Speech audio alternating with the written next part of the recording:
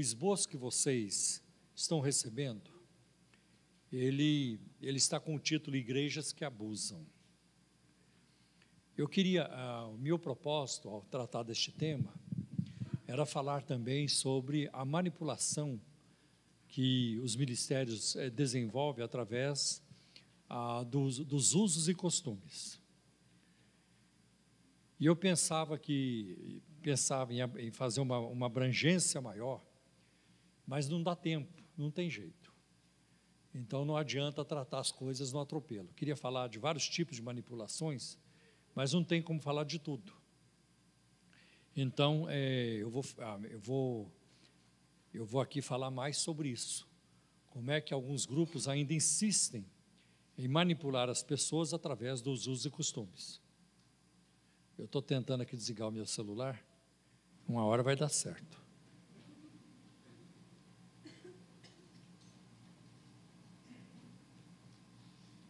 Agora deu. Então vamos lá, vocês estão com o esboço na mão, né? Um breve estudo sobre usos, costumes, manipulação, e aí cabe a palavra legalismo, também legalismo, tá? Como eu vou tratar também sobre uniformidade versus unidade, eu coloquei para vocês aí um versículo da Bíblia logo no início, em duas versões, na Almeida Revista e Corrigida e na Almeida Revista Atualizada. E diz assim: ó Senhor, quão variadas são as tuas obras, todas as coisas fizeste com sabedoria, cheia está a terra das tuas riquezas. E a Atualizada diz: que variedade, Senhor, nas tuas obras, todas com sabedoria as fizeste, cheia está a terra das tuas riquezas. Então, a primeira coisa, para você ficar muito claro aqui para nós, é que as obras de Deus são variadas. Deus é um Deus de variedades, né? O restante do mundo não é como o Brasil. As diferentes culturas, costumes, tradições, religiões e crenças também não são como a nossa. Continua valendo o dito popular: cada roca tem seu fuso e cada povo tem seu uso. Um dos grandes desafios da atualidade para o cristão é a habilidade e a disposição para conviver numa sociedade diversificada e pluralista.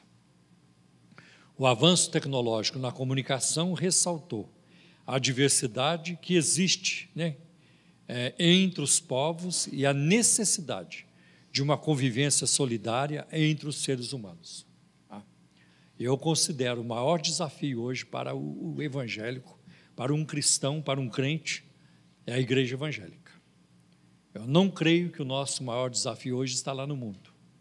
Eu não creio que balada, que Cracolândia, eu não creio que essa turma lá fora, o rolezinho, eu não creio que isso seja um desafio maior do que aquilo que se faz hoje dentro da igreja evangélica. Dificilmente vocês vão ver o rolezinho distorcendo a Bíblia, muito difícil. Dificilmente também vocês vão ver um movimento aí de balada distorcendo a Bíblia. Mas hoje o nosso grande desafio está dentro das igrejas evangélicas. Uma boa parte dela, não toda ela, mas uma boa parte dela. Então esse é o nosso grande desafio hoje. Quando você vê, por exemplo, um homem, ele é piedoso, ou uma mulher, piedosos, eles falam em santidade, mas eles têm uma doutrina errada. Ou então, quando alguém diz que faz muitos milagres, e uma multidão corre atrás deles, mas eles não têm caráter. Isso deixa muita gente confusa, né? Hoje mesmo eu fui entrevistado por um repórter sobre essas coisas que estão acontecendo no Brasil e na área de milagres, né? Na área de milagres. Então, eu coloquei para ele os fatores complicadores hoje na área de milagres. Os milagres de hoje servem para exaltar seus pregadores. Olha quanto poder eu tenho. Olha, aquele homem é o homem dos milagres. Aquele homem vai mudar o Brasil. Então, hoje está focado nisso. Então, esse é um fator complicador. E um outro fator complicador é a falsificação dos milagres. Tem milagre? Tem, claro que tem, mas tem muita falsificação. Tem muita coisa hoje que não é nem genérico, é similar, né? Então, é parecido, mas não é. Então, precisamos tomar muito cuidado, né? Então, o que é cultura? É o conjunto de comportamentos e ideias característicos de um povo que se transmite de uma geração a outra e que resulta da socialização e aculturação verificadas no decorrer da sua história. O que é a antropologia? Termo derivado das palavras gregas anthropos, humano, e logos, palavra, isto é, palavras ou ensinos sobre a humanidade. A antropologia estuda as condições, hábitos, costumes, relacionamentos e cultura de um determinado povo. Exemplos de diversidades culturais. Eu mesmo, porque me converti na Assembleia de Deus, em 1971, então a Assembleia de Deus naquela época ela era muito mais radical do que é hoje. Ainda hoje é possível você encontrar igrejas das Assembleias de Deus, ainda que tentam manter a linguagem de décadas atrás e que tentam ainda manter os usos e costumes. Não digo isso como uma crítica negativa, apenas uma constatação. Essa é uma realidade, isso existe, né? Isso existe. Então eu coloco para vocês aqui, você vê a diversidade que existe nas culturas e de um povo para o outro, né? Eu mesmo passei por um choque cultural quando eu saí do Brasil e fui morar nos Estados Unidos. Depois o choque cultural aumentou quando eu fui passar um tempo na África. Aí ficou mais complicado ainda. Então eu tive que aprender a conviver com a diversidade das obras de Deus, com essas variedades. Alguns exemplos de diversidades culturais. No Zaire, África, na tribo dos Nigbacas, os oficiais da igreja se recusaram a aceitar a exigência dos missionários para que suas esposas usassem blusas na igreja, pois naquela cultura somente as prostitutas usam blusas. Irmão, respeitem nossas mulheres, por favor, e nos respeitem também. Nada de blusa aqui para nossas esposas. Na Tailândia, as mulheres não podem ocupar quartos do primeiro andar do hospital e os homens ficarem no térreo. Isso significaria que as mulheres seriam superiores aos homens. Também não podem cruzar as pernas e mostrar a planta do pé para alguém, o que seria um insulto. Por exemplo, eu, quando estive na Nigéria, me lembro, lá você não pode cumprimentar uma pessoa com a mão esquerda. Seria uma ofensa. Por quê? A mão esquerda é a mão com a qual você se limpa depois que você vai ao banheiro.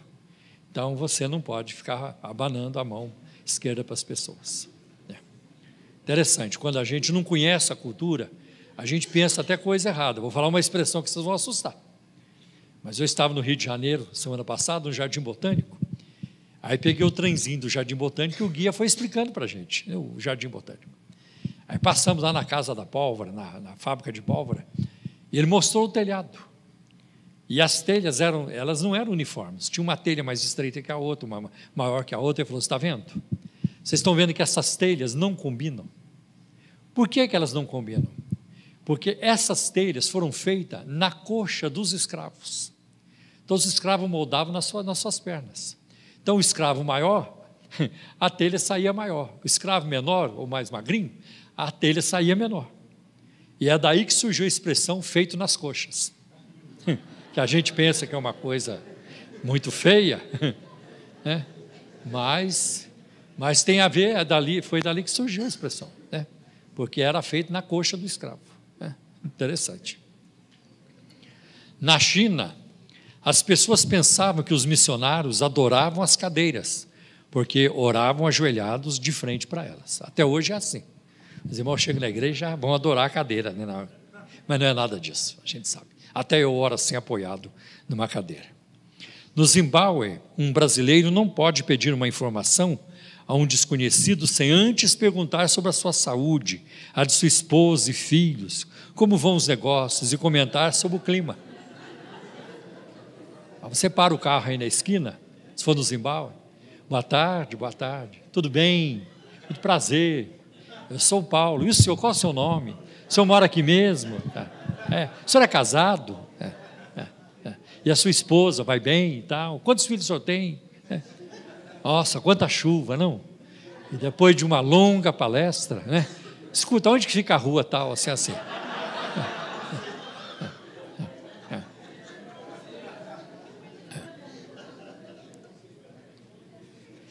E não é só nisso, porque o americano, você pergunta para ele, how are you? Como vai você? Ele, fine, estou bem. Mas o alemão, se você perguntar, wie geht's? Como vai você? Você vai ter que ouvir. Aí, se você perguntou, você vai ter que ouvir. Olha, a minha vida está assim, assim, assim. Estou tentando fazer isso. Então, as culturas têm essas variedades, né? Na Rússia, os homens se cumprimentam beijando um ao outro na boca. Isso é normal. Não é um beijo demorado, mas é beijo na boca. E isso é em toda parte, na igreja também. Então, como eu frequentei uma igreja eslávica russa, em Los Angeles, por 3 anos. Então, quando eu subi ao púlpito, o pastor tinha que explicar para a igreja. Irmãos, eu não vou beijar o irmão Paulo Romeiro, porque isso não é aceitável na cultura brasileira. Agora já está sendo, não para mim.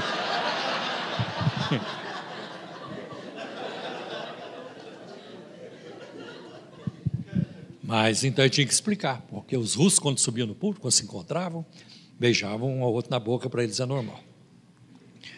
Quando os sábios da África querem contar que estão tristes, dizem, meu fígado está doente. Os seus vizinhos do norte, os bambaras, referem-se à tristeza dizendo, meu olho está preto. Isso quer dizer, eu estou triste.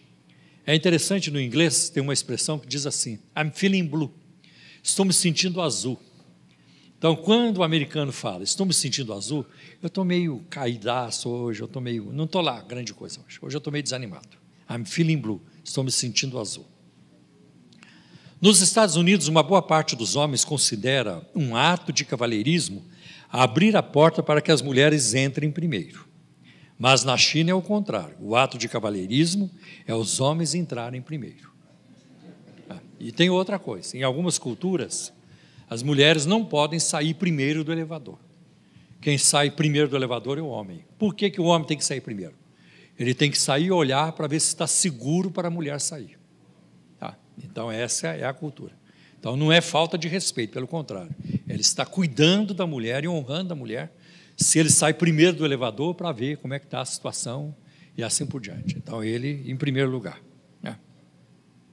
Há um povo na Birmânia que não aceita o nascimento de gêmeos.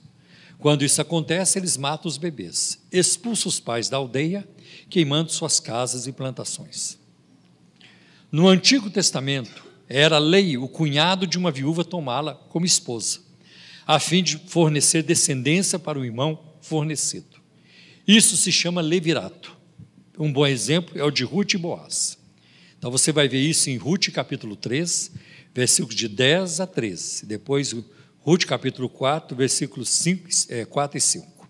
Deuteronômio traz a lei do levirato, né? Em Deuteronômio 25, versículo de 5 a 12.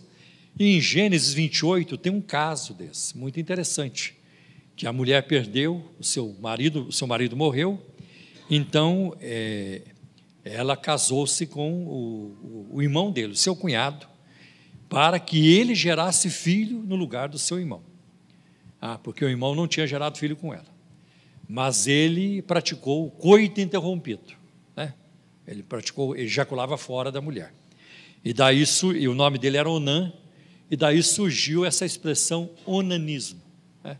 Veio lá de Gênesis 28. No campo dos idiomas, a variedade também é grande. Para os brasileiros, a linha é colocada no fundo da agulha.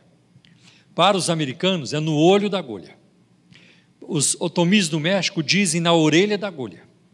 E para os quequexes da Guatemala, no rosto da agulha. Então, para uns a agulha tem fundo, tem rosto, tem orelha e assim por diante. Para os brasileiros, alguém que tem um grande coração é uma pessoa generosa. Já para os chiluques, quem tem um grande coração, é um pão duro, pois guarda tudo para si, o coração dele cabe muita coisa para ele. Quem tem um coração pequeno é uma pessoa generosa, pois no coração dela não cabe as coisas, ela tem que dar para os outros. Então, essa é a forma deles entenderem. A expressão de Jesus, raça de víboras, em Lucas 3,7, é uma severa repreensão aos fariseus. Já no idioma balinês, é um elogio, pois para eles a víbora é um animal sagrado do paraíso. Então, se você chamar aquela mulher uma serpente, que bênção, né? Deve ter muitas virtudes. A expressão fechar o coração, que aparece em 1 João 3,17, aquele que cerra as suas entranhas, ou para com o próximo, ou fecha o coração, significa ter um ataque epilético, tá? Para os shows. A expressão bater a porta, que aparece em Apocalipse 3,20, também pode produzir confusão. Para os Zanaquis da Tanzânia, quem bate a porta é ladrão. Para eles, a pessoa de bem não bate a porta, mas chama do lado de fora. Os mineiros também fazem isso. Ou de casa. Eu já vi muito isso. Quando estive na Nigéria, fiquei surpreso de ver as mulheres vindo ao culto com seus seios descobertos. Então, para elas não tem problema nenhum vir caminhar em qualquer lugar com os seios de fora. Agora, unidade ou uniformidade? Muitos líderes cristãos confundem unidade espiritual com uniformidade. A unidade pode ser alcançada quando pessoas livres submetem-se livremente umas às outras. É essencialmente interna. É interna. Ao contrário, a uniformidade ou conformidade é obtida através de controles autocráticos e manipulações variadas, emocional, financeira ou psicológica. Pode ser receitada, medida, monitorada e controlada.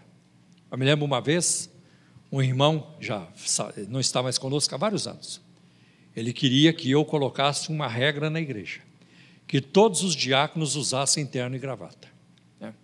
E eu não quis saber daquilo. Eu fazia isso quando eu estava na Assembleia de Deus.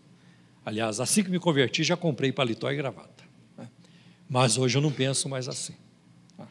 Então, nós não acreditamos mais nisso.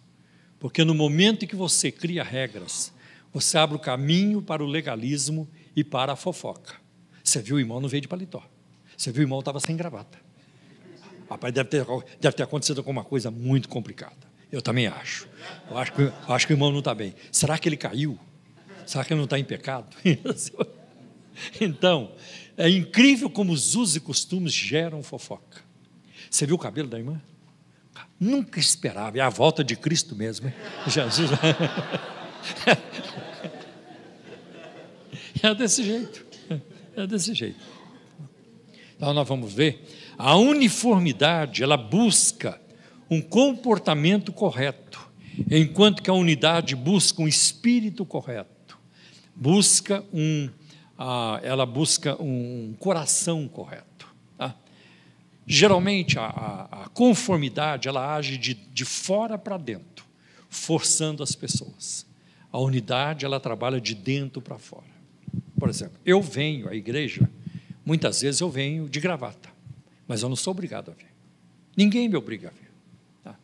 Às vezes eu venho, sempre eu venho no culto de Santa Ceia, de gravata ou de terno. Mas eu não preciso vir, eu venho porque eu quero. Enquanto que eu tenho colegas pastores aqui na igreja, que eles não vêm de terno. Muito difícil eles colocarem terno. E eles pregam assim, servem a ceia sem terno. Porque nós não podemos criar esse tipo de regulamento. A Bíblia não cria, por que eu vou criar? Não tem como criar. Então você vê alguns ministérios hoje, eles estão na mídia, só de você ver na televisão ou na internet, a igreja toda lá, e eles todos apostos, espalhados, todos usando a mesma coisa. Então você pode ter certeza que aquele ministério é um ministério controlador. Ele é um ministério que implanta um radicalismo e exerce controle sobre as pessoas.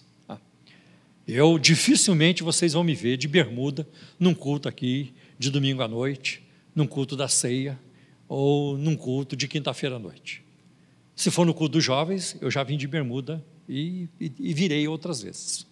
Se for num acampamento de retiro, nós estamos lá no mato, no sítio, também estarei de bermuda, não tem problema nenhum. Agora, já tem irmãos que vêm no culto domingo à noite, vêm de bermuda. Eu nunca disse para eles, não pode vir de bermuda. Não, isso não tem nada a ver. Isso não tem nada a ver.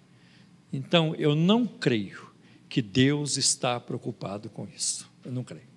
Também não creio que a unção do Espírito Santo está na gravata. Não creio. Eu uso por mania.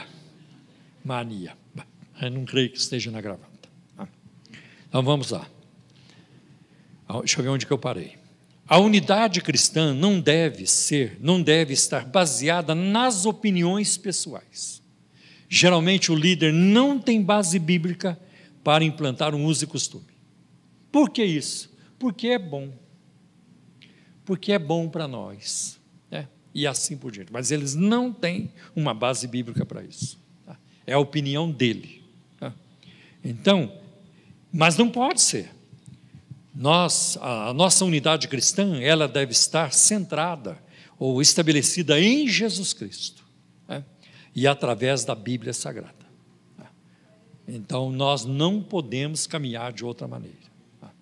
Eu vou respeitar quem pensa diferente, a Bíblia manda fazer isso. Se o seu irmão, por exemplo, escandaliza ao ver você comer carne, não coma carne junto com ele. Outra hora você vai comer carne, em outro lugar, e assim por diante. Vou dizer para vocês uma coisa sobre o vinho. Muito cuidado. Eu não gosto de falar sobre isso em público, porque pessoas que têm um problema de alcoolismo podem pegar minha palavra e dizer, que bênção, eu não sabia dessa revelação. É muito complicado isso. É muito complicado. Então, eu evito falar disso em público. E no programa de rádio a gente não responde perguntas sobre isso também, porque pode complicar a vida de alguém. E muito. Tem pessoas que não são maduras na fé e demoram demais para amadurecer. Na igreja primitiva havia diversidade de dons. Em 1 Coríntios 12, 4 a 6, Paulo fala assim, a diversidade de dons. Dons da fé, dons de curar, a profecia, a palavra da sabedoria, conhecimento e assim por diante. Havia também diversidade de funções. Em Romanos 12, versículos 4 e 5, trata disso, como também em 1 Coríntios 12, versículo 19, versículo 30. Tem todos os dons de curar? São todos apóstolos? Profetizam todos? Não, a resposta é não. Havia diferentes níveis de maturidade cristã. Havia aqueles que ainda eram meninos, Paulo fala sobre isso, em 1 Coríntios 3, 1. E os experimentados, aqueles que já tinham uma certa experiência, de acordo com 1 Coríntios 2, versículo 6. Havia diversidade de conhecimento. 1 Coríntios 8, versículo 2, versículo 10, versículo 11. Por exemplo, na igreja, ninguém conhece todas as coisas. Tem irmãos que são hábeis na área da música, outros são hábeis na área da administração, outros são hábeis na área do ensino, outros na área de missões, outros têm habilidade para ministrar às crianças, e assim por diante. São várias outros para tocar instrumento musical. Então, existe também essa variedade. Havia diversidade de costumes também. Paulo respeitava isso. Fiz-me de grego para ganhar os gregos e assim por diante. E havia diversidade de opinião. Então, fica muito claro que a igreja primitiva não ensinou uniformidade. Não ensinava uma conformidade. E um grande exemplo é de Romanos 14. Uns acham que não pode comer carne, só pode comer legume. Aquele que é fraco, come legume. E aquele que acha que pode, come carne. Irmãos, eu não acho que eu sou tão fraco assim. Então, de vez em quando, eu como uma carninha, com certeza. E um acha que um dia é diferente dos outros dias. Outro julga igual todos os dias. Cada um fica na sua. Então, Paulo estava ensinando isso. Cada um fica na sua. Porque isso não era fundamental. Agora, teve um momento em que Paulo não arredou o pé. Ele não negociou. Não ficou em cima do muro. Na questão da ressurreição de Cristo, fisicamente dentre os mortos, ele colocou como essencial. Em 1 Coríntios 15. Veja o tratamento de Jesus com os fariseus e o legalismo. O que é o legalismo? É a atitude que identifica padrões morais com observância rigorosa das leis, ou que encara a aceitação de códigos morais como elemento determinante nos limites de uma comunidade.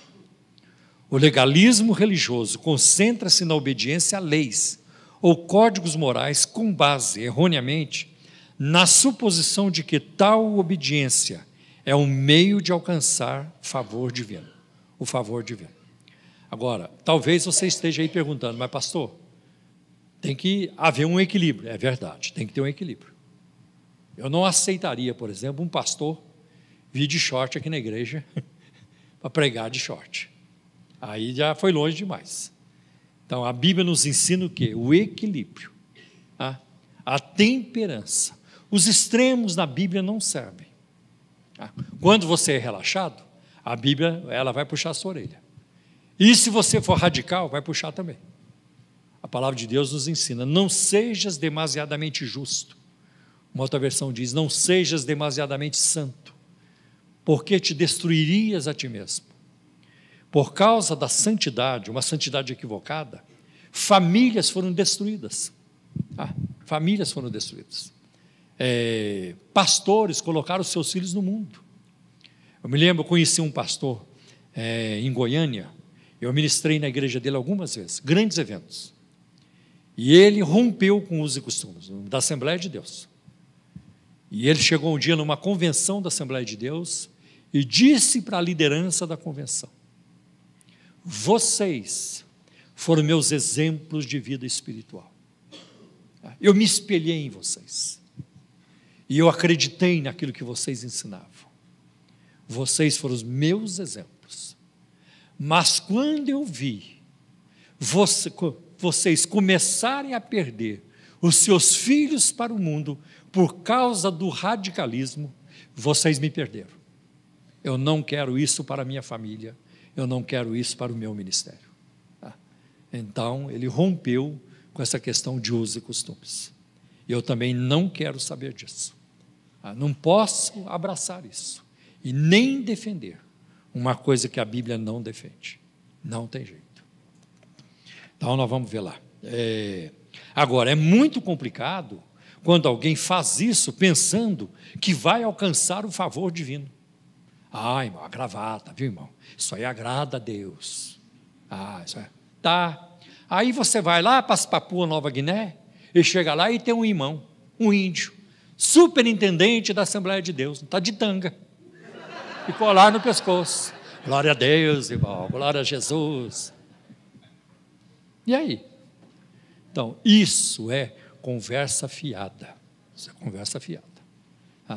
Agora, temos que ter um limite? Temos que ter. Eu tenho ensinado continuamente, não apenas aqui na ICT, mas aonde eu passo, pedem a minha opinião, eu falo. Está errado uma mulher usar minissaia, uma mulher cristã, uma moça cristã usar minissaia. Está errado, frente única. É muita carne à mostra. Você já viu algum homem usando camisa frente única? Eu nunca vi. Você já viu? Paletó frente única. Você já viu? Eu nunca vi um pastor, um pregador, um obreiro, vir para a igreja, nossa, diferente o terno do irmão, né? Terno frente única, alguma coisa assim. E com as costas de fora. Mas se nós aguentamos um pouquinho o calor, por que as mulheres não podem aguentar? Por amor ao equilíbrio doutrinário, a um bom testemunho. Sabe, as mulheres, elas têm uma riqueza de diversidade na área da vestimenta. Elas podem variar muito, muito mais do que nós. Nós não temos muitas opções. Os homens é aquilo ali, alterno. Às vezes varia de um botão para dois, às vezes de 2 para 3, e de 3 volta para 1. Não tem outro jeito. É uma listinha aqui, outra ali, não tem muita cor variada. É muito difícil você ver um homem com terno vermelho. Eu, por exemplo, nunca vi. Então, é complicado. Cor de rosa também é meio difícil. Tem, eu sei, mas é meio difícil. Então, agora as mulheres não, elas não têm limite. É uma variedade enorme, elas têm muitas possibilidades de escolhas. E por que elas têm que se vestir de uma maneira a produzir, a promover a cultura da sensualidade? Isso está errado. Né? A mulher com cintura baixa, a blusa aqui em cima, a barriga de fora. É um negócio ridículo, né? E isso, para mim, é antibíblico, não está certo. Então, você pode se vestir bem, colocar suas joias, um punhado de coisa, mas você pode honrar a Deus com a sua forma de se vestir. Os fariseus apareceram no 2º século antes de Cristo. No princípio eram chamados de Hashidim, os leais de Deus. Depois passaram a ser chamados de fariseus, os separados. Eram os guardiães, os guardadores da lei mosaica, a Torá. Acreditavam que ter a guarda da lei era a prova de que eles eram o povo escolhido de Deus. Jesus dirigiu suas críticas mais duras aos fariseus. Foi o grupo com quem mais Jesus ali pegou pesado, cujo legalismo os havia levado para longe do propósito e da vontade de Deus. E eu tenho muito medo disso. O ministério da apologética, você tem que tomar muito cuidado para você não virar um legalista, um fariseu. Poxa, eu estou correto, minha doutrina é correta, que lá vive no erro, na heresia. E isso é perigoso, se estabelecer em nós um orgulho que pode nos prejudicar, e vai nos prejudicar. Eu acho que um exemplo muito claro disso aí, de legalismo, aparece nesse último filme, quer dizer, nesse último filme não, no filme Les Misérables. Mas essa última versão agora, o musical, eu assisti. Então você vê o Javert, que era o comandante, que era o oficial francês, né, que prendia as pessoas, ele era um tremendo do fariseu. A lei tem que ser cumprida. Não vai me esquecer de mim, não esquece meu nome, não esquece da lei. Você tem que comparecer uma vez por mês e se apresentar. E ai de você se não apresentar, eu vou te achar. Era assim. E o outro rapaz lá, o Jean Valjean, que saiu da prisão depois de um longo período, não fez aquela prisão domiciliar, sei lá, que ele tinha que se apresentar, e ele foi roubar num convento. Chegou lá no convento, levantou de madrugada, passou a mão na prataria do padre lá do convento e fugiu. O Javert o prendeu, levou de volta. Escuta, é verdade que isso aqui ele ganhou do senhor? O senhor deu para ele? Ou ele roubou? E o padre? Não, ele não roubou não. Eu dei tudo isso para ele. Ele é um homem muito bom. E, meu amigo, você saiu tão cedo, você esqueceu até o melhor, isso aqui também era para você ter levado. E ele ficou zonzo com aquilo. A graça de Deus às vezes deixa a gente zonzo. Ele foi para uma capela, para uma igreja, e ele foi lá, e aquilo mudou a vida dele. Who am I? Quem sou eu? Quem sou eu? E no fim, o que acontece? Aí ele passou a perdoar todo mundo ali para frente. Teve um momento que ele podia matar aquele oficial francês, ele não o fez, fingiu que o matou. Deu um tiro no ar e a turma falou, matou.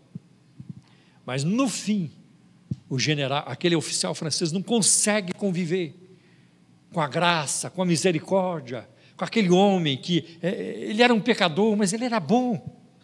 Ele era bom. E aquele oficial francês se suicida. E eu saí do cinema perguntando assim, quem são realmente os miseráveis? Quem realmente são os miseráveis? A lei o matou, mas a graça deu vida àquele homem. Eu vejo isso na parábola do filho pródigo. O filho mais novo, ele é rebelde, mas ele se arrepende, ele volta, ele se humilha. E o mais velho, ele é correto, mas ele é duro, né? Ele é duro, não tem espaço para perdão, para abraçar, para festa, não consegue nem se alegrar. A gente não pode entrar por esse caminho, não podemos entrar. Tá? Então fica aí um alerta para todos nós, né? Para a gente não entrar por esse caminho. Os fariseus acreditavam na ressurreição, em anjos e espírito. Isso está em Atos 23, 8. Né? E nisso eles brigavam muito com os saduceus, que os saduceus eram muito incrédulos. Né? E eles acrescentavam a lei de Moisés, a tradição e muitos outros preceitos. Isso está em Mateus 15, 9. Por exemplo, uma lei dos fariseus, que não está na Bíblia, não estava na lei de Moisés, é que as mulheres não poderiam olhar no espelho no sábado. Era proibida a mulher olhar no espelho. Era pecado ela olhar no espelho. Por quê? Porque se a mulher olhasse no espelho, ela poderia ver um fio de cabelo branco na cabeça, e ela ia tentar arrancar, e ela estaria fazendo uma colheita, isso era colher no sábado. Né? Então, essa era uma das regras. Eles tinham muitas outras. Então, a coisa era muito rigorosa. E alguns hoje fazem assim. Aqui tem doutrina, aqui, a doutrina que ele diz, aqui tem radicalismo, né? Aqui tem controle. É mais ou menos isso. Outra coisa, gostavam de aparecer. Minha igreja é mais santa que a sua. A minha igreja ora mais do que a sua. Não é assim que funciona hoje? É assim que funciona, vocês sabem. Tão bem quanto eu. Quer dizer que você estava numa outra igreja com quanto tempo? 10 anos, e não aconteceu nada. E aqui numa semana já conquistou tudo isso. Então, Deus nem precisa mais agir. Deixa as igrejas agirem. Não precisa nem interferir mais. O céu está dispensado. O ungido faz tudo, o apóstolo faz tudo. E se for lá do lado do Braz, a coisa sai mais depressa ainda, e assim por diante. Tudo acontece lá. Gostavam de aparecer, Jesus condenou isso. As orações em público. Vários exemplos aí. Eram estudantes aplicados das Escrituras. Eles se preocupavam com o estudo da lei.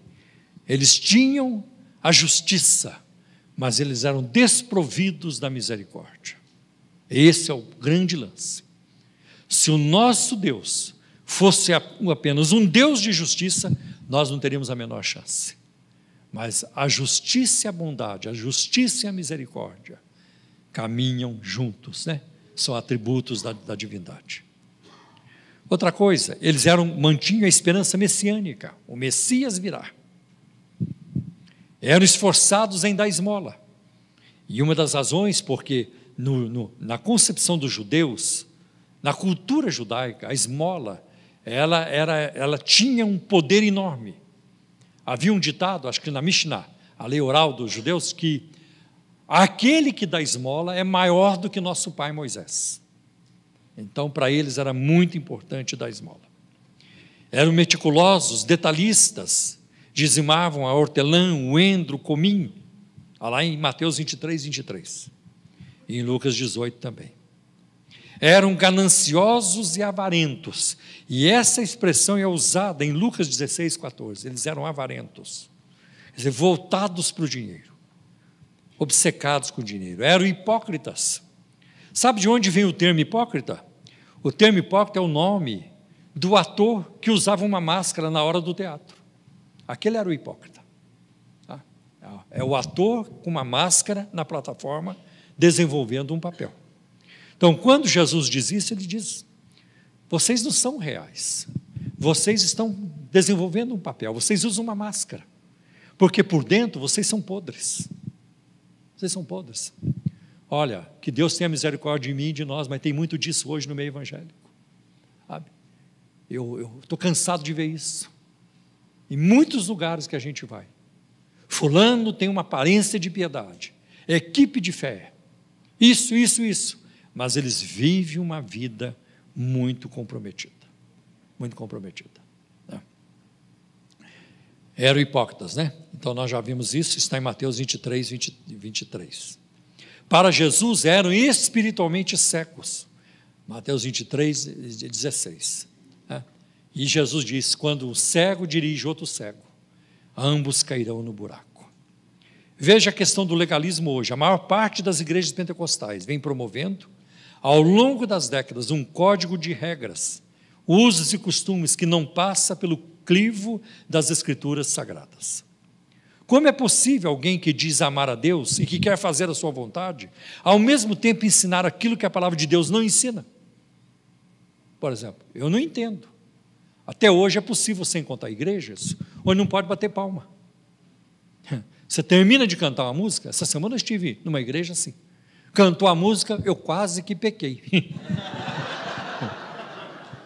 Eu já ia começando, falei, opa, aqui não pode.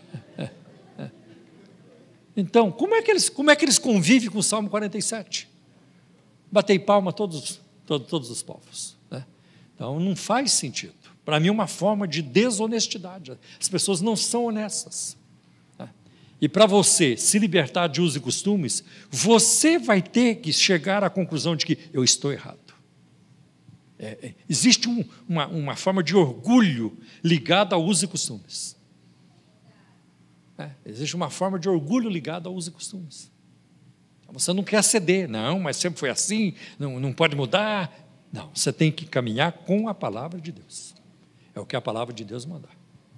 Se eu perceber, ou se alguém me mostrar, que aqui na Igreja Cristã da Trindade, nós estamos fazendo algo que é contra a palavra de Deus, nós temos que mudar, nós temos que seguir a Bíblia. Porque quando você segue a Bíblia, fica fácil de explicar. É fácil explicar. Agora, quando você não caminha pela Bíblia, você vai enrolar. É por causa disso, é por causa daquilo, sabe? É uma ginástica. Então, isso existe. Tá? Bom, deixa eu ver onde que eu parei aqui. Talvez seja difícil entender, mas é o que tem acontecido. Vejamos alguns exemplos extraídos de uma denominação pentecostal.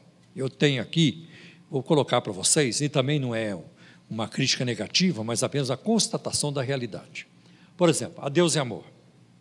Davi Miranda construiu um ministério com posturas bastante radicais.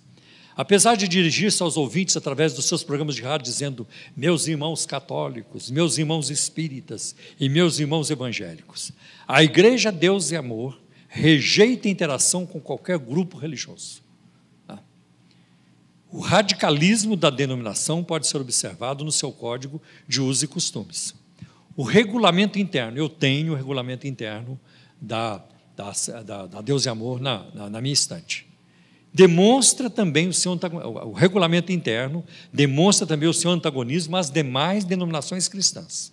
Eu vou citar apenas alguns regulamentos de lá.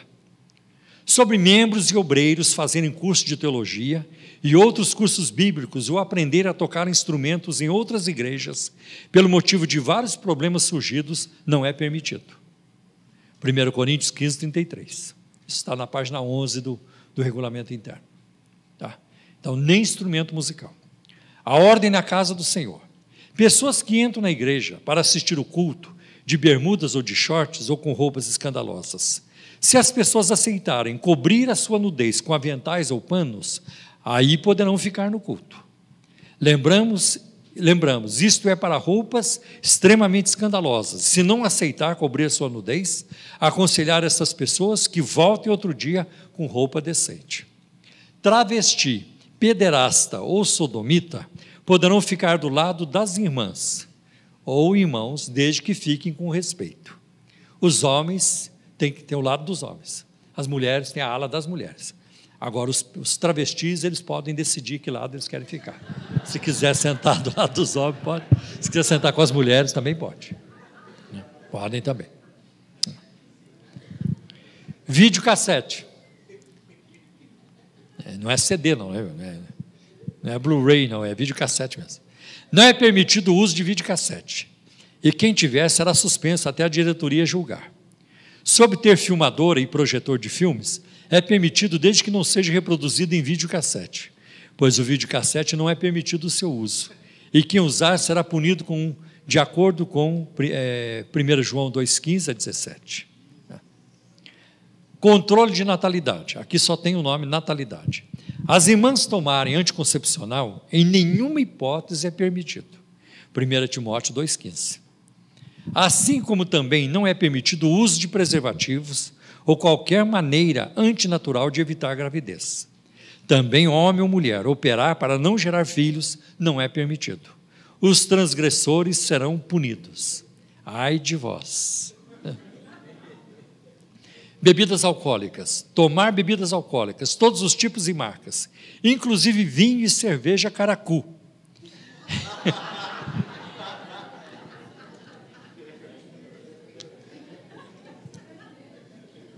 É proibido segundo a Bíblia, em Provérbios 21, Provérbios 23, 30 e assim por diante.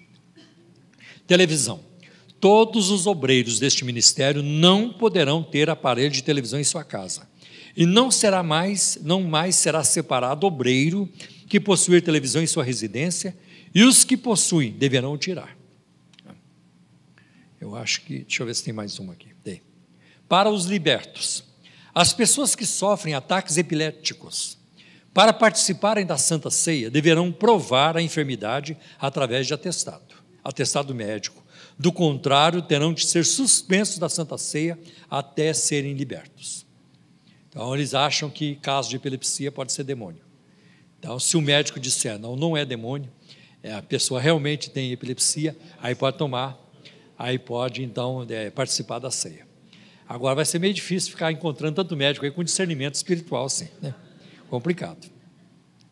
Calça comprida, as irmãs membros da Igreja Pentecostal Deus e Amor não poderão usar calças compridas, seja qual for o serviço a ser executado, inclusive na roça ou sítio ou fazenda, ou para cortar cana, ou qualquer serviço na lavoura ou em fábricas ou comércio, mesmo embaixo do vestido, porque servimos ao Senhor em tudo e não parcialmente, conforme está escrito em Deuteronômio 22:5. Cinto, irmãs. Sobre as irmãs usarem cintos exagerados que chamem a atenção. O ministério não concorda, baseado na Bíblia em Gálatas 5:22 e 1 Timóteo 2:9. É permitido o uso de cinto de couro ou de pano, desde que o cinto não ultrapasse 2 centímetros. Quem não obedecer ficará fora da comunhão até o uso permitido. Quer dizer, até, eles esperam um dia permitir, mas por enquanto não é permitido. É isso que eu entendi aqui. Discos de outras gravadoras. É proibida a venda de discos de outras gravadoras dentro das igrejas, e até mesmo na frente da igreja. Nem na frente da igreja. Informamos que esta proibição é para todos, para obreiros e membros, dirigentes, responsáveis por regiões e estados. Lembramos que os discos da Igreja Pentecostal Deus e Amor, gravadora Voz da Libertação, poderão ser vendidos normalmente. Aí é claro que o que imperou foi a lei do mercado, vocês já viram, foi a lei da concorrência. O ministério está baseado na Bíblia, em Jeremias 48:10, João 2:17 e assim por diante. Rapidamente quero passar para vocês o que aconteceu com a Assembleia de Deus. Na convenção geral da Assembleia de Deus, que foi realizada em Santo André, aqui em São Paulo, de 20 a 24 de janeiro de 1975, a Assembleia produziu um documento chamado a Resolução de Santo André. E aí, a pedido do presidente, pastor Túlio Barros Pereira, eu o conheci pessoalmente, conversávamos, já estive com ele em alguns locais. Então, houve uma proposta, e após a leitura, a proposta foi aprovada por unanimidade, exatamente como se segue. A 22ª Convenção Geral das Assembleias de Deus do Brasil, reunida na cidade de Santo André, estado de São Paulo, reafirma o seu ponto de vista no tocante aos sadios princípios estabelecidos como doutrina na Palavra de Deus, a Bíblia Sagrada, e conservados como os costumes desde o início desta obra no Brasil. Imbuída sempre dos mais altos propósitos, ela, a Convenção Geral, deliberou pela votação unânime dos delegados das igrejas da mesma fé e ordem, que em nosso país, que as igrejas se abstenham do seguinte: 1. O uso de cabelos crescidos pelos membros do sexo masculino. 2. O uso do traje masculino por parte dos membros ou congregados do sexo feminino. 3. O uso de pintura nos olhos, unhas e outros órgãos da face. 4. Eu entendi aqui que são só os órgãos da face. Outras partes do corpo pode pintar. Número 4. Corte de cabelos por parte das irmãs, membros ou congregadas, não pode cortar.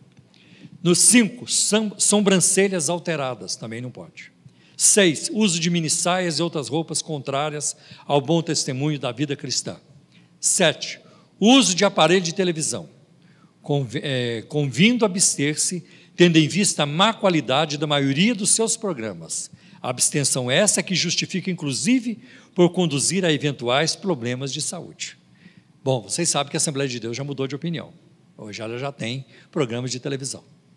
Dá para ver até o presidente, da convenção fazendo programa de TV. O uso de bebidas alcoólicas.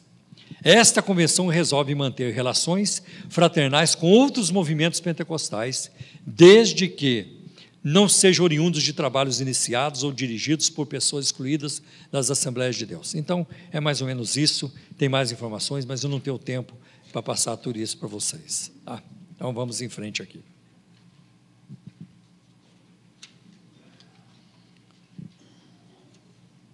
Espera aí, alguma coisa está errada aqui na minha sequência. Só um momentinho. Sim. O legalismo hoje. O que a Bíblia ensina, o que a Bíblia quer dizer com o termo vaidade? Porque para muitos pentecostais, vaidade é pintar o rosto, é maquiagem. Quando a Bíblia fala de vaidade, nos livros da sabedoria, principalmente Eclesiastes, vaidade das vaidades, toda vaidade, vaidade significa a efemeridade, a vulnerabilidade da vida humana. A vida humana é muito frágil e ela passa muito depressa. É isso que significa o termo vaidade. O que a Bíblia diz sobre joias, roupas e adornos? A Bíblia sempre vai recomendar o equilíbrio e não a abstenção. Por exemplo, se você tiver dúvida, dê uma lida a hora que puder em Ezequiel capítulo 16. Eu vou mostrar para vocês rapidamente, porque o meu tempo já está acabando. Olha, quando Deus fala com Jerusalém, e essa é a palavra que Deus dirige a ela. Quando ela nasceu, Deus se compadeceu, passando eu por ti, versículo 6, Ezequiel 16, 6, vi-te manchada do teu sangue, disse, ainda que estás no teu sangue, vive. Sim, disse-te, ainda que estás no teu sangue, vive. Eu te fiz multiplicar com o renovo do campo, e cresceste, te engrandeceste, alcançaste grande formosura, avultaram os seios e cresceu o teu cabelo, mas estavas nua e descoberta. E passando eu por ti, vi-te, e eis que o teu tempo era tempo de amores, e estendi sobre si a auréola do meu manto, e cobri a tua nudez, e dei-te juramento, e entrei em concerto contigo, diz o Senhor Jeová, e tu ficaste sendo minha. Então te lavei com água, e te enxuguei do teu sangue, e te ungi com óleo, e te vesti de bordadura, e te calcei com pele de texugo, e te cingi de linho fino, e te cobri de seda. E te ornei de enfeites, e te pus bracelete nas mãos, e um colar à roda do teu pescoço, e te pus uma joia na testa, e pendentes nas orelhas, e uma coroa de glória na cabeça. Se Deus tivesse alguma coisa contra o uso de joias por causa das mulheres, esse texto não poderia fazer parte da Bíblia. Deus está dizendo, eu fiz isso com você. Então a Bíblia, de novo, ela vai nos chamar para o equilíbrio, porque também não fica bem uma mulher pendurar 12 brincos em cada orelha, é complicado, ou botar tanto colar no pescoço que ela não consegue andar de tanto peso. Então aí é o equilíbrio. Então é muito importante ter isso em mente. Os textos preferidos dos usos e costumes, Deuteronômio 22 e 5, mulher não veste roupa de homem, mulher não vestirá roupa de homem, nem homem vestirá roupa de mulher. Eu também concordo, minha mulher nunca vestiu minhas roupas, eu nunca saí de casa, nem dentro de casa também, usando roupa da minha mulher. Nunca cheguei para minha mulher, escuta, as minhas cuecas não tem nenhuma seca, posso, meu bem? Nunca aconteceu isso. Nunca aconteceu. Então, e a minha mulher nunca usa minha roupa, também não. Agora, dizer que calça comprida, que é feminina, é roupa de homem, caramba, eu não consigo usar uma calça comprida feminina, não usaria. Aliás, tudo indica que eu vá para a Escócia a qualquer momento esse ano. Eu já sei que eu estarei lá numa igreja presbiteriana. Eu vou ter que usar saia. E não vou ter problema nenhum. É o kilt que eles chamam. É o kilt. Vou usar o kilt. E vou tirar foto. Senão a turma não vai acreditar. Porque é a cultura deles. É a cultura deles. Eu poderia falar um punhado de coisas sobre isso. Então, vamos lá. Este versículo de Deuteronômio condena o travestismo, ou condena defender o homossexualismo valendo-se de uma religião. É isso que este versículo está condenando. Agora veja um versículo que eu já ouvi muito ser usado, e de Isaías 3, versículo 16 a 26. E está escrito assim, sobre as mulheres de Sião. O Senhor diz, por causa da arrogância das mulheres de Sião, que caminham de cabeça erguida, flertando com os olhos, desfilando com passos curtos, com enfeites tinindo em seus calcanhares. Essas mulheres são altivas, essas mulheres são arrogantes, são ímpias. O Senhor, olha o que o Senhor vai fazer com elas. O Senhor rapará a cabeça das mulheres de Sião. O Senhor porá descoberta as suas vergonhas. Naquele dia o Senhor arrancará os enfeites delas. Porque elas não prestam, elas são ímpias, Deus vai tirar os enfeites delas. Porque se elas fossem mulheres piedosas, Deus não arrancaria os enfeites. É isso que quer dizer o versículo. É incrível como eles não entendem quando eles veem isso. É incrível. E aí vamos continuar. As pulseiras, né? Eu vou repetir o 18. Naquele dia o Senhor arrancará os enfeites delas, as pulseiras, as testeiras e os colares, os pendentes, os braceletes e os véus. Porque elas são ímpias, eu vou arrancar essas coisas delas. Agora hoje não. Se você quer ser santa, você tem que se vestir como as mulheres ímpias de Sião. Elas não usavam enfeite, o Senhor arrancou o enfeite delas. Não, é exatamente o contrário. Aí vem os enfeites da cabeça, as correntinhas do tornozelo, os cintos, os talismãs, os amuletos, os anéis, os enfeites para o nariz e assim por diante, né? Então tem as roupas caras, capas, mantilhas e as bolsas, os espelhos, as roupas de linho, as tiaras e os chales, e assim por diante. Em vez de perfume haverá mau cheiro, em vez de cintos, corda, em vez de belos penteados, calvície, em vez de roupas finas, vestes de lamento, em vez de beleza, cicatrizes. 1 Coríntios 11:15, a Bíblia fala sobre o cabelo da mulher. A mulher deve ter o cabelo crescido. Mas você não encontra na carta aos Coríntios ou qualquer lugar no Novo Testamento que é proibido a mulher cortar o cabelo. Ninguém consegue apontar isso. Aqui está, pastor, que a mulher não pode cortar o cabelo. O cabelo da mulher deve ser crescido. E deve ser mesmo. Assim como o cabelo do homem também não deve ser crescido. Tem que haver uma diferença. É muito complicado. Você olha numa pessoa, você fica em dúvida. O que é aquilo? Vocês sabem disso. Agora, quando você olha numa pessoa pelo cabelo, pela postura, pela forma de se comportar, você sabe. Não, aquilo é homem. Aquela pessoa é um homem, aquela pessoa é uma mulher. É isso que a Bíblia quer distinguir. 1 Timóteo 2,9, o comportamento feminino, né? As mulheres se vestir com modéstia. Isso é repetido em 1 Pedro, capítulo 3, versículo de 1 a 6, o comportamento da mulher cristã. E outros assuntos. Algumas denominações proíbem o homem de crescer a barba. Ridículo isso. E eu convivi com isso. E, de fato, eu nunca deixei minha barba crescer. Eu faço a barba quase todos os dias. Porque a minha barba não é nada bonita. Então, para que eu vou ficar crescendo? E a minha mulher também não gosta.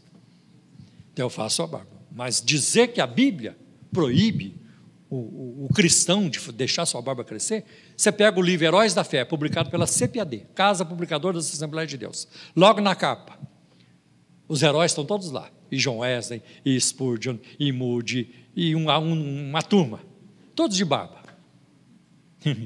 E essa mesma denominação vai dizer, não pode deixar a barba crescer. Os nossos heróis podiam, mas eles não. Arão também pode ter barba. Jesus tinha barba, tudo indica que tinha. Pega em Isaías capítulo 50. É um texto messiânico. Eles arrancaram os cabelos da minha barba. Então não faz sentido isso. E é interessante que quando passa para Deus amor, não pode nem bigode. Na Assembleia pode bigode. Bigode é permitido, a barba não. Eu queria saber a diferença de crescer aqui e aqui. Aqui é pecado, aqui não. Não faz sentido. Por isso que eu digo, queridos, vamos nos alinhar com a Bíblia, que aí fica fácil explicar.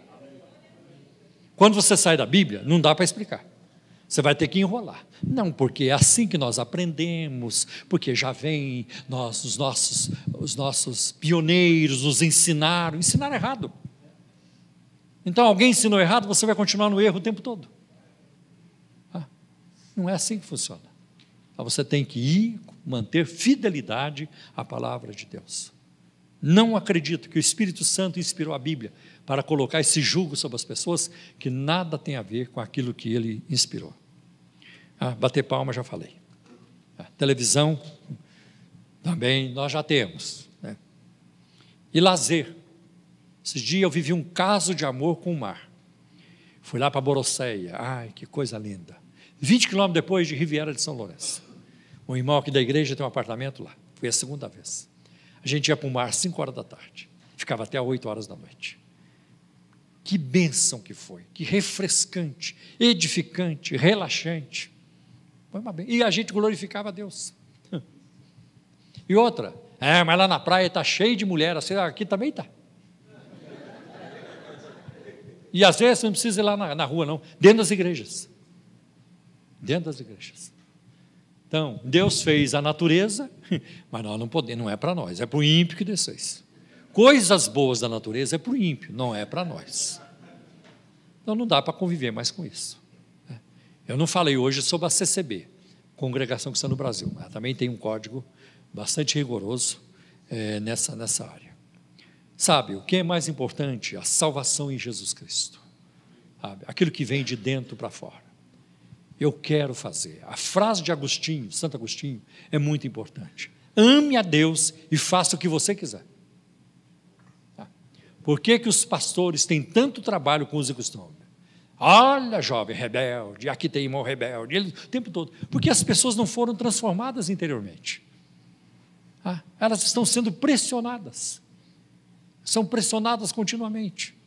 Porque se uma pessoa se converte e ela passa a viver em intimidade com Deus, ninguém precisa ficar atrás. Ela quer fazer a vontade de Deus. O que o Senhor quer que eu faça, Senhor? Ninguém precisou perguntar para Saulo de Tarso, lá em Atos 9, e aí, Saulo, o que você vai fazer agora? Quero ver. Ninguém precisou perguntar. Ele perguntou para Jesus, o que queres que eu faça, Senhor? Eu não preciso disso. Ninguém precisa me alertar todo dia. Paulo, não adultera não, viu? Paulo, não rouba não. Paulo, não passa cheque sem fundo. Paulo, não bate na mulher, na esposa. Paulo, não dá o soco na cara do irmão quando ele te... Não, ninguém precisa me alertar disso. O Espírito Santo que habita em mim, e Ele falando comigo através da sua palavra, é o suficiente. Eu não preciso de ninguém ficar cobrando isso de mim. E aí, Paulo, você já orou hoje? Você já leu a Bíblia? O Espírito Santo cobra isso da gente. Agora, quando você tem numa igreja o controle, e o controle vem até através de profecias, eis que eu vou te deixar calva, eis que eu vou te pôr numa cama, porque a irmã cortou um pouquinho do cabelo, agora vai cair tudo. Isso não tem nada a ver com Deus da Bíblia, não tem nada a ver. Então nós precisamos tomar muito cuidado com essas questões, amém? Que Deus abençoe vocês. Os usos e costumes, os abusos, o legalismo, manipulação, eles vão continuar, porque infelizmente as imperfeições humanas estão aí, o inimigo luta contra o bom senso, e tem muita gente complicada hoje na liderança de muitas igrejas,